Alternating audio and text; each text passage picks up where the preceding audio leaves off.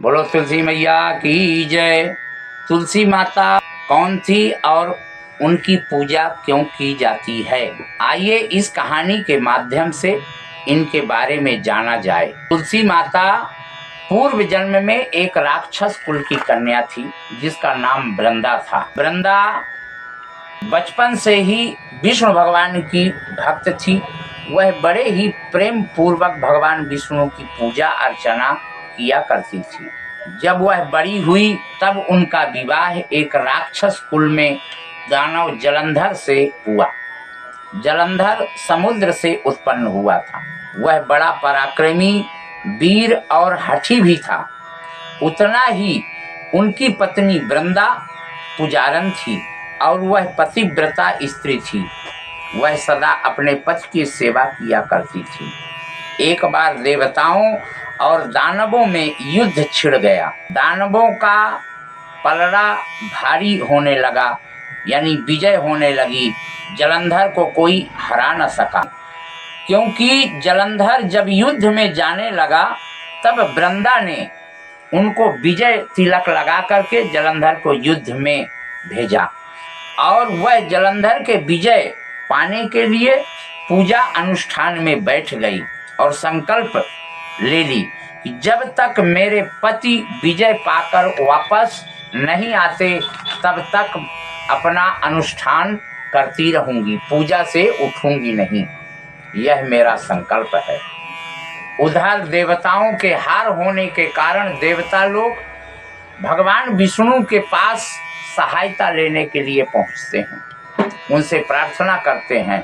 भगवान देवताओं की प्रार्थना सुनकर देवताओं से बताते हैं कि जलंधर की पत्नी मेरी परम भक्त है, मैं उसके साथ छल नहीं कर सकता।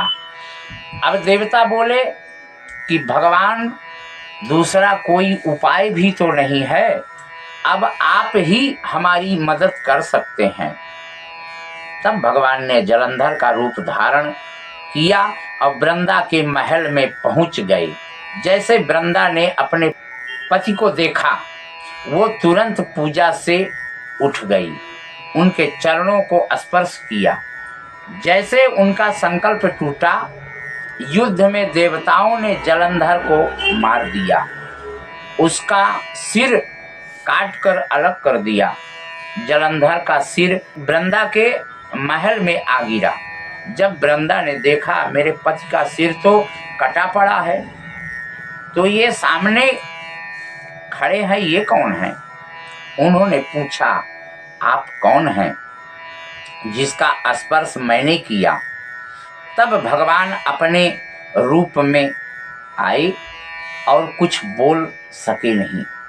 उन्होंने भगवान को तुरंत श्राप दिया, आप पत्थर के हो जाओ, और भगवान तुरंत पत्थर के रूप में हो गए। सभी देवताओं में हाहाकार मच गई और माँ लक्ष्मी भी रोने लगी, प्रार्थना करने लगी। तब वृंदा भगवान को पुनः वापस वैसा ही कर दिया, असली रूप में उनको ले आई और अपने पति का सिर लेकर के वृंदा सती हो गई। उनकी चिता की राख से एक पौधा निकलता है। तब विष्णु जी ने कहा कि आज से इनका नाम तुलसी है और मेरा एक रूप इस पत्थर के रूप में रहेगा जिसे शालिग्राम के नाम से जाना जाएगा और तुलसी जी के साथ पूजा होगी। और अब मैं बिना तुलसी के भोग स्वीकार नहीं करूंगा।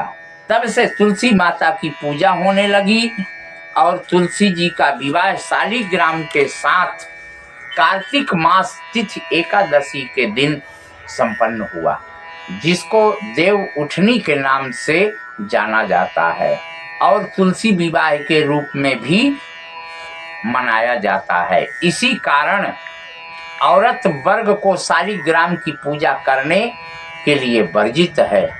बोलिए श्री तुलसी मैया की जय, बोलो शालिग्राम भगवान की जय, बोलो लक्ष्मी नारायण भगवान की जय।